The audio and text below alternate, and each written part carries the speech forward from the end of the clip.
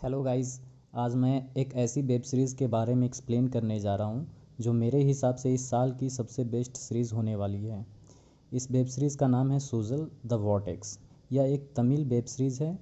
कहानी की शुरुआत होती है एक गांव से। इस गांव में 10 दिन का एक फेस्टिवल मनाया जाता है। इस फेस्टिवल के दौरान एक देवी आती है और पापियों को मौत के घाट उतारती है, ऐसा माना जाता है उस गांव के लोगों के द्वारा। इस फेस्टिवल के दौरान एक नीला नाम की लड़की होती है, वो अपने घर से गायब हो जाती है, जो कि अपने पिता के बहुत करीब होती है।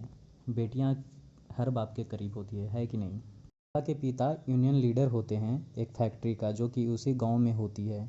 यह एक इकलौती फैक्ट्री होती है जिसके ज़रिए कई गांव वालों के घर चलते हैं। नीला का एक चाचा भी होते हैं। नीला का माँ बहन सब अपने परिवार से अलग रहते हैं, क्योंकि उनके पिता का बहुत गुस्सा होता है। उनके गुस्से की वजह से सब लोग अलग रहते हैं। फेस्टिवल जैसे ही स्टार्ट होती है, उस गांव बेस्ड फैक्ट्री में आग लग जाती है। सभी गांव वाले फायर ब्रिगेड वाले मिलकर आग बुझाते हैं।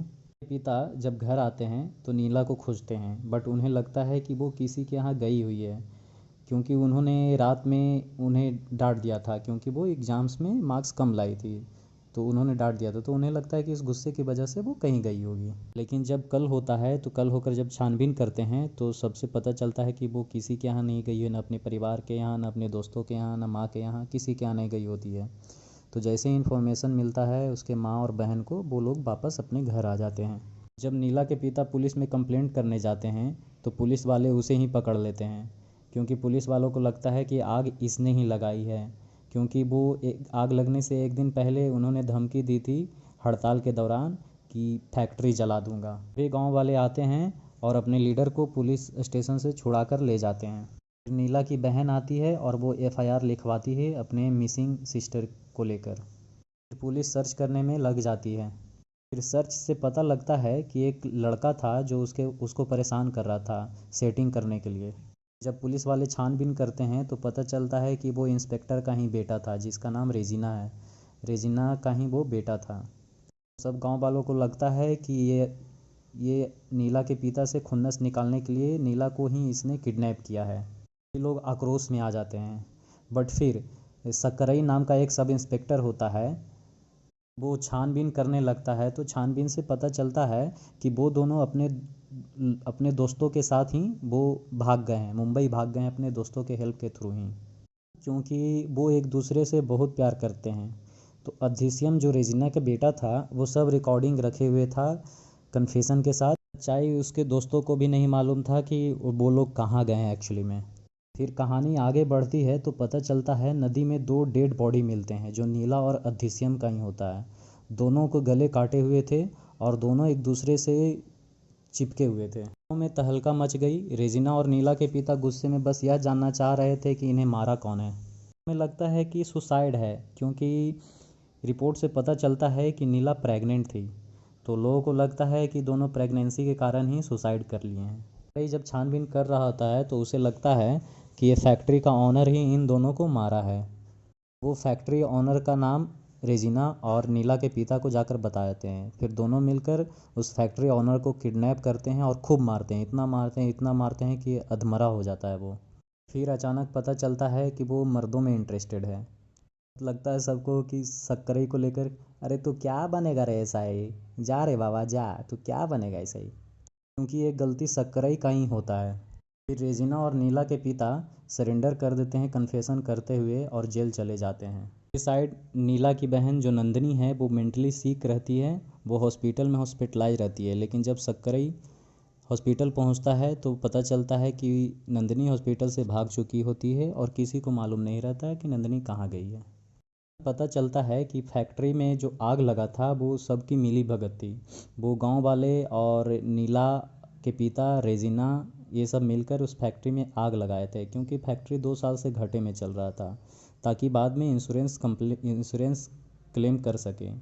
फिर इंश्योरेंस कंपनी के जो छानबीन करने आए होते हैं वो इंश्योरेंस मनी इशू कर देते हैं, क्योंकि वो एक अच्छे इंसान भी होते हैं और गांव वालों का पेट का सवाल होता है, तो वो इंश्योरेंस जो मनी होता है वो इशू कर देते हैं। अब आगे बढ़ती है। फेस्टिवल का आखिरी दिन था। उधर नीला की बहन हॉस्पिटल से भाग गई थी। सक्करई उसे खोजने जाता है उसके चाचा के घर। बट वहाँ उसकी चाची का तो अलग ही सीन चल रहा होता है गाँव के किसी एक टीचर के साथ। तो सकरई को इससे कोई फ़र्क नहीं पड़ता है। वो सकरई बताता है नीला गायब हो चुकी है, क्या वो यहाँ आई है? वो उसकी चाची बोलती है नहीं तो। और सकरई जैसे ही घर से वो निकल रहा होता है तो उसको दीवार पे टंगे हुए फ़ोटोग्राफ्स पे नज़र जाते हैं। वो पूछता है कि ये कौन है? फिर उसकी चाची बताती है कि नीला और नंदनी जब बचपन में थी तो वो यहाँ आया करती थी अपने चाचों के पास, लेकिन जैसे ही वो 15-16 साल की हुई तो नहीं आने लगी, आना बंद कर दी। अब यहाँ से सकरई का दिमाग ठनकता है। फिर वह नंदनी को खोजने निकल जाता है। एक पहाड़ पर पहुँचता है। उधर नंदनी अपने चाचा के ऊपर गन तानी हुई थी। चाचा यहाँ पे डर से गश देता है कि नीला को उसने ही मारा था, क्योंकि नीला भी ऐसे ही उसे फुसलाकर पहाड़ पे बुलाई थी और नीला और अदृश्यम मिलके उसको मारने की कोशिश किए, लेकिन वो किसी तरह बच गया और इन रिटर्न नीला और अदृश्यम को वो गला काट दिया तलवार से। उधर नीला भी अपने चाचा को मारने की कोशिश की थी और इधर नंदनी भी अपने चाचा को मारने आई थी। क्यों? क्योंकि जो चाचा था वो इन दोनों को बचपन में बहुत शोषण करता था। नीला अपने बॉयफ्रेंड अधीश्यम के साथ मिलकर अपने चाचा को मारने आई थी। नंदनी भी अपने चाचा को मारने आई थी, लेकिन उसके चाचा इतना हरामी है कि वो अभी भी नंदनी को फुसला रहा था, समझा रहा था कि हम लोग साथ रहेंगे, चलो चलो हम लोग साथ रहेंगे। वो इतना अखंड लेवल का हरामी था। ऐसे ही बातों बातों में नंदनी से वो गन छीन लेता है और नंदनी पे तान देता है। इसी दरमियान सकरई आ जाता है। सकरई और उसके चाचा में हाथापाई हो ही रहती है तो गन गिर जाता है।